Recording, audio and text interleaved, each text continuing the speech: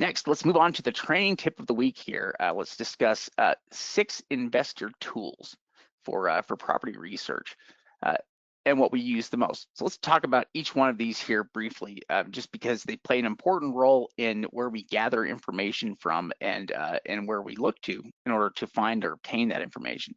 So let's talk about each one of these here first. First, the treasurer's records. This is often well, usually it's the person that's in charge of the sale, but oftentimes it's one of the first places we go when we're looking into a county because we're trying to obtain a tax sale list. But what we usually end up using the treasurer's records for more than anything else is to figure out what the status is with the tax payments, which tax payments have been made, which taxes are still outstanding, so we have a better idea of what's happened here with the property in the past, and we understand the opening bid a little bit better, or we understand, what is owed on the property here a little bit better, because we can look into the records and we can see which years were paid, which years weren't paid, and we can understand where the opening bid amount is coming from if it's a deed. Yeah, exactly. I mean, these are the 6 tools that we use most often as tax sale investors. So the treasurer's record, the tax collector, sometimes that's going to be the place that we're going to go to get the tax sale list.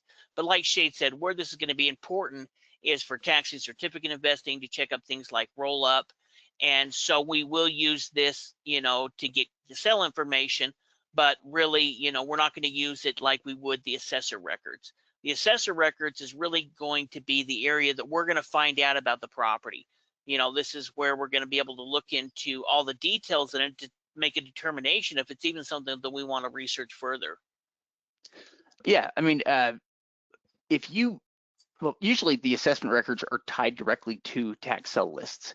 If they're not, though, they're really easy to find with parcel search tools, and just regular Google search is probably one of the fastest ways to do it with just some simple keywords. But the assessor records we're primarily using to focus on all of the property attributes and then ownership information. So first, things like assessed value, the property address or its site location, zoning and use, what the property is intended for, sales history, value, and transfers here. So we look at all of those things. We're looking at how the county has the value assessed, but we're also looking historically to see, what's the last time the property sold? How much did it sell for then? Because properties don't generally go down in value, they tend to only go up in value in most places here. But it's also where we can see things like, where ownership changes have been made, when and how somebody bought the property, how much they pay in annual property taxes. All of these things are things we determine essentially through the county assessment there initially, and a lot of that's what's going to help us figure out if the property is worth looking into further, or it's worth discarding or moving on. Yeah, absolutely. I mean, this is where we're going to make a determination: is it worth it to continue our research? When we're looking up the assessor information, we're going to do that using the parcel number.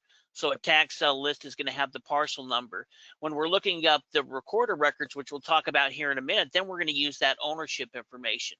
This is the reason why the assessor record is kind of the #1 place we're going to go to. In addition to that, a lot of the assessor records are going to have links to their GIS map. In fact, we just noticed that when we were looking up properties there in New York, right? We were looking at the county assessor record, and we could click on that link to pull up the GIS map.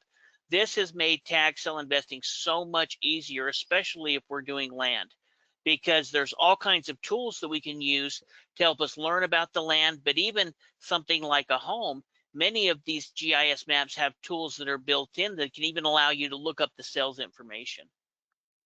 Yeah, the GIS systems have been incredible. They're a great way for us to be able to see the property from an overhead image and know where the property lines or boundaries are at.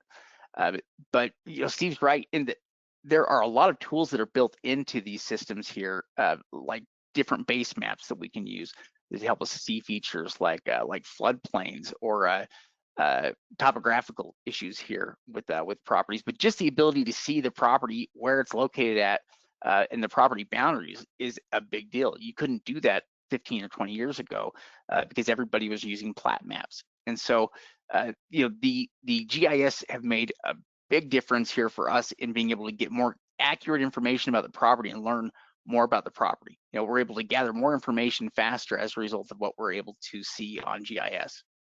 Yeah, they really have been a game changer. Also another game changer is Google Maps. we're going to use a combination of both of these.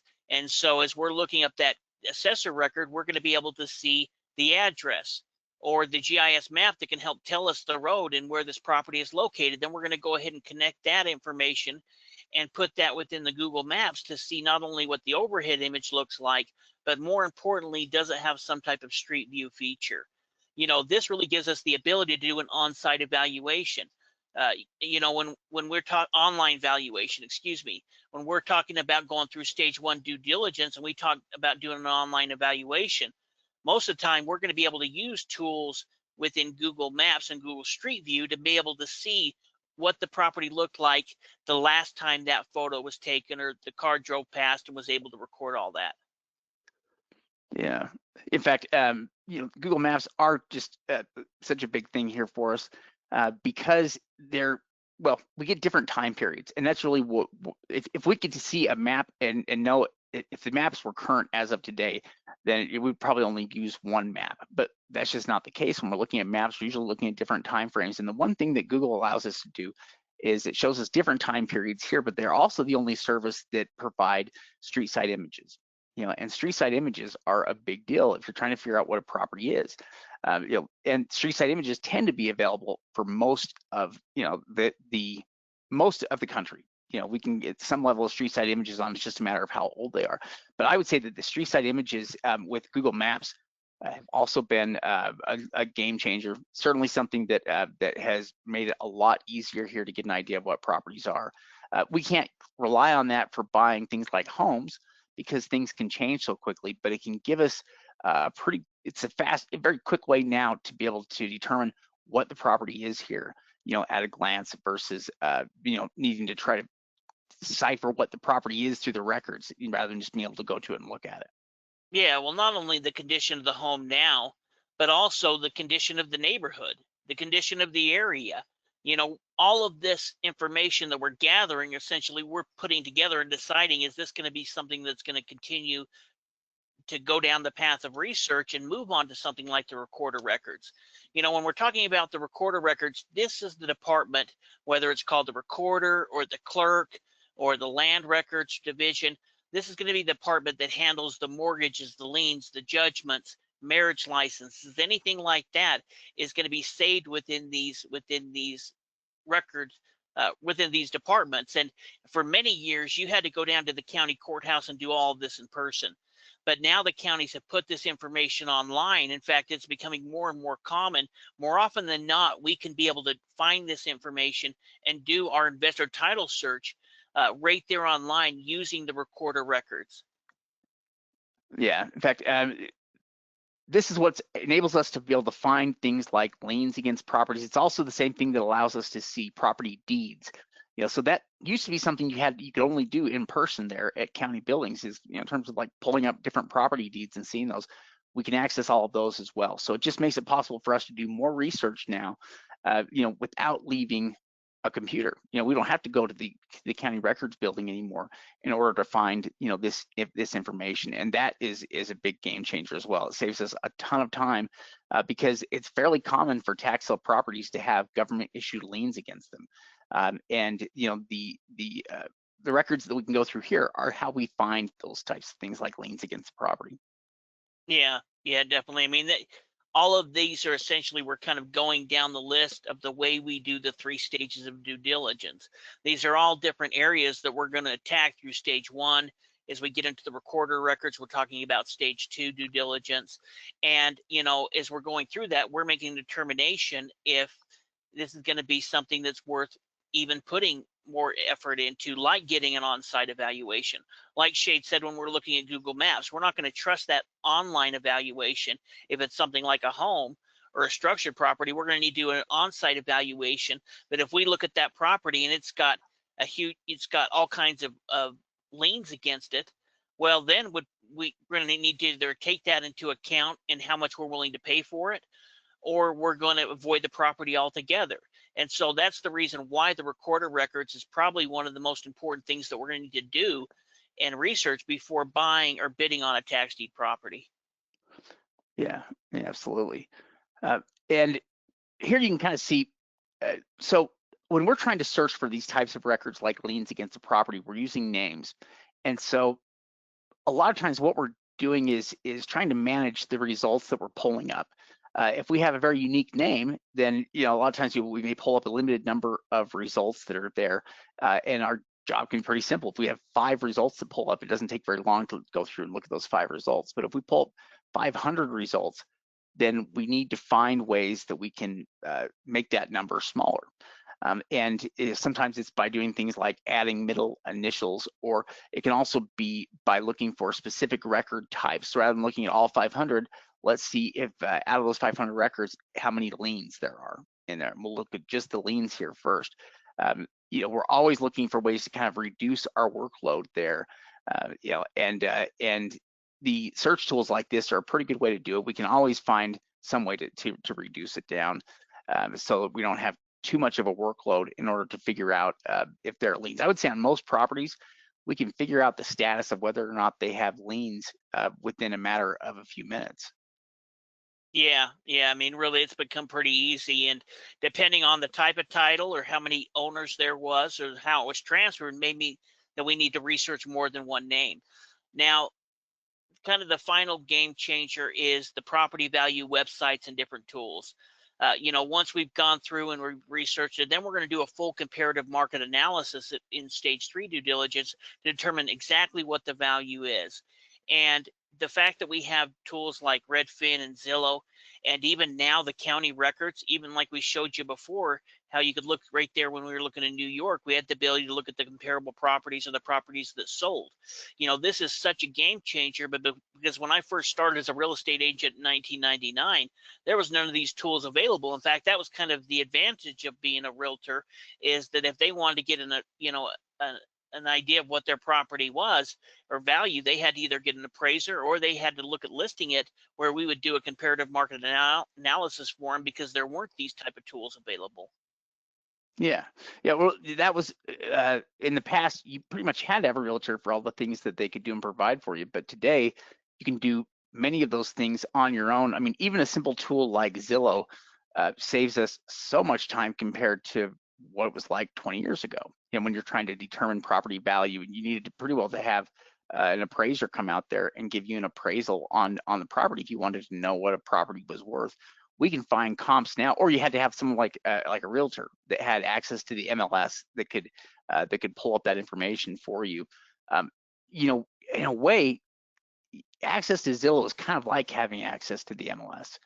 In terms of your ability to look at all the properties there, find comparables, and that's probably the best part about it is, how they use comparables for every property valuation they give, and so we can always see which properties they're using to set our value.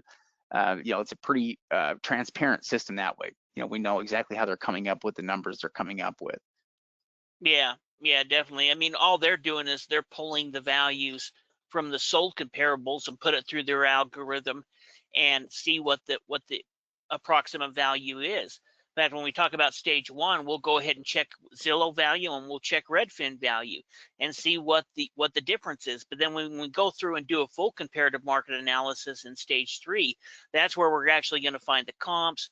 We're going to put them in one of the tools like that are available within the form center, the deed calculator, to help us figure out exactly what the costs are going to be and what the value should be based on the properties that have sold right there around that similar tax deed. Yeah, this is also something that we do. So what we're showing here with Redfin is the process we go through every time we're looking at a new market that we're unfamiliar with, and we're looking at property. We always want to get an idea of what is going on with that market and how healthy it is. And the way we can do that is by seeing how many properties they currently have, listed for sale, and how many properties have they sold in the last 12 months. And using those two numbers, we can know about how much, I guess how long the inventory that's on the market they have right now would be set up to last for. So if they sold 100 properties, last year, and they've got 100 properties on the market, then it means that they've got about a year's worth of inventory currently sitting on the market. It's kind of a slower market, not a lot of sales that happen, but there are some. A totally different story than, let's say, if there's 100 properties that are on the, they're listed, and we go and look at the sold, and we see that they sold 1,000 properties last year in that county. Well, then suddenly we realize that the 100 properties we're looking at are only a month, maybe a month and a half, 2 months worth of properties at max. So actually, it's a strong real estate market with a lot of sales and not a lot of inventory. Those are all things that add up to easy sales. If there's not as much inventory there as people demanding sales, you're definitely going to be able to get a deal there. Yeah, yeah, definitely. Well, and in addition to having the county, there's just so much opportunity to do most of this research on our own. So these are the 6 steps that we're going to use most as tax sale investors, and they're all going to be processes within the 3 stages of due diligence that we're going to use throughout that process.